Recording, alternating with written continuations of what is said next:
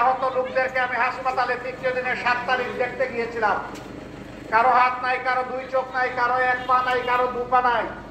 আমি তাদের শয্যার পাশে বিছনায় বসে চুমু দিয়ে জিজ্ঞেস করেছিলাম, তোমার কেমন লাগে? বলে যে আমি খুশি।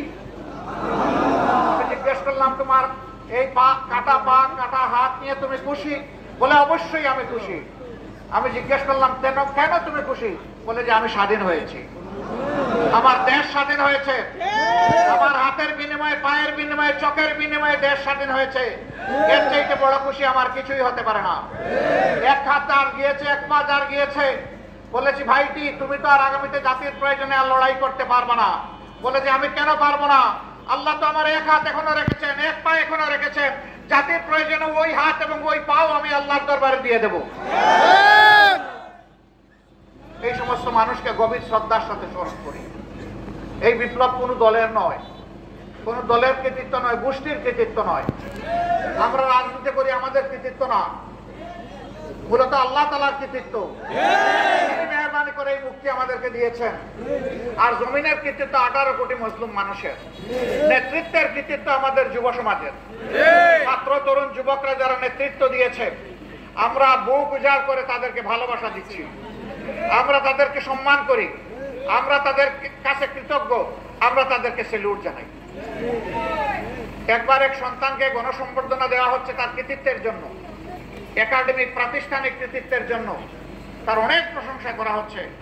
বাপ পাশে বসা কেউ চিনতেছে না, বাপ সেখানে বসে বসে চিন্তা করতেছে, হায় রে সন্তানটা আমার এতবার তার কথা বললো, আমার কথা একবারও কেউ বললো না।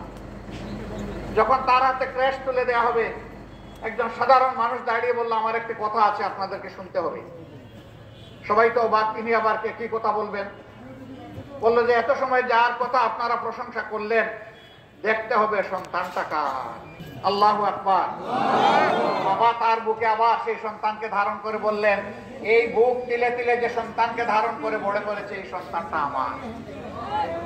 সুতরাং সেই সত্যিকারের বাবা যে তার সন্তানের উন্নতিতে আনন্দিত হয়, কৃতিত্বে আনন্দিত হয়, তাদের অবদানে গর্ব প্রকাশ করে। আমরা আমাদের সন্তানদের নিয়ে আলহামদুলিল্লাহ আমরা গর্বিত। তারা এই স্বাধীনতা, এই বিপ্লব আমাদেরকে এনে দিয়েছে। আল্লাহ তাআলার দরবারে দোয়া করি, আল্লাহ তাআলা আমাদের অন্তরে ইমানের নূর এবং গভীর দেশপ্রেম দান করুন। হে সন্তানেরা, তোমাদেরকে কথা দিচ্ছি, আমার এই বয়সে আপনারা হয়তো দেখতে পাচ্ছেন আমার চুল, ব্রো, দাড়ি সবকিছু পাকা। মনে করতে পারেন যে আমি একজন বৃদ্ধ মানুষ। আল্লাহ তাআলার কাছে দোয়া করি, আল্লাহ যেন আমার কলব যুবকের কলব রাখেন। যতদিন আল্লাহ হায়াত দিবেন, আমি যেন যৌবন নিয়ে বাঁচতে পারি। যুবকরা, তোমাদেরকে কথা দিচ্ছি, তোমাদের মিছিলে আমি থাকবো ইনশাআল্লাহ। তোমরাই দেশ গড়বা, তোমাদের হাতে আমরা দেশ তুলে দেব। আমরা চাই তোমাদের হাতে আমাদের দেশ শান্তির দিকে এগিয়ে যাক। আমরা যারা বয়স্ক, তারা জাতিকে টুকরা টুকরা, ভাগ ভাগ করে বিভক্ত করে ফেলেছি।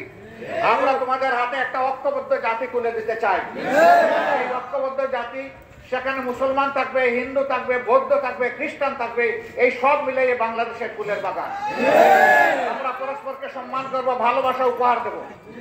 আল্লাহ তাআলা এই জমিনে তার যদি বহু মাত্রার মানুষকে লালন পালন করে থাকেন, তাইলে আমি কি আরেকজন মানুষকে ধর্ম বর্ণের কারণে ঘৃণা করা? আমার কোনো অধিকার নাই। সমস্ত মানুষকে আমাদের সম্মান করতে হবে, ভালোবাসতে হবে। একজন নাগরিক হিসাবে এই দেশে সকলেই সমান অধিকার ভোগ করবে।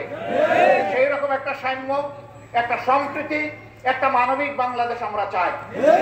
আমরা একটা দুর্নীতি মুক্ত বাংলাদেশ চাই, মুক্ত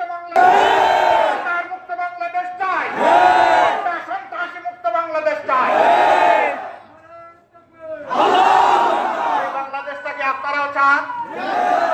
সেই বাংলাদেশ আপনারাও চান? আলহামদুলিল্লাহ, আপনাদেরকে মোবারকবাদ। সেই বাংলাদেশের জন্য দোয়া করেন, আমরা যেন কিছু কাজ করতে পারি।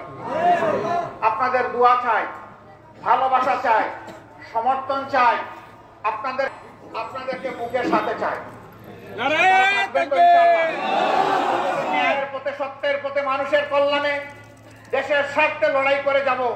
ততদিন পর্যন্ত আপনারা আমাদের সাথে থাকবেন। আমরা বিভ্রান্তির পথে জাতিকে ডাকছি, সবার আগে আপনারা আমাদেরকে আঘাত দিবেন, প্রতিরোধ করবেন।